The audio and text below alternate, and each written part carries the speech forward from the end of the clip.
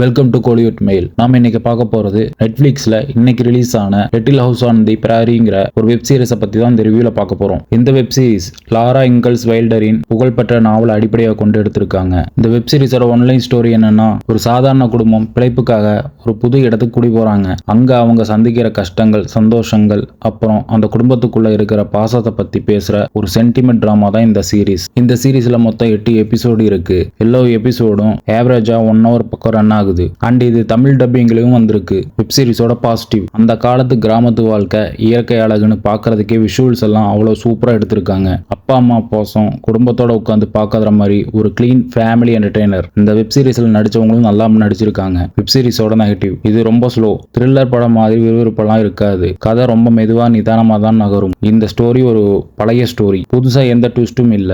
ஒரு சாதாரண குடும்ப கதை. இது ஒரு ஃபேமிலி என்டர்டெயின்மெண்ட் தான். ஃபைனலா இந்த வீக்கெண்ட்ல ஃபேமிலியோட அமைதியா ரிலாக்ஸா உட்காந்து பார்க்கணும்னு நினைச்சா இந்த வெப் சீரிஸை பார்க்கலாம். இந்த வெப் சீரிஸுக்கு நம்ம கொடுக்கக்கூடிய ரேட்டிங் 3 out of 5.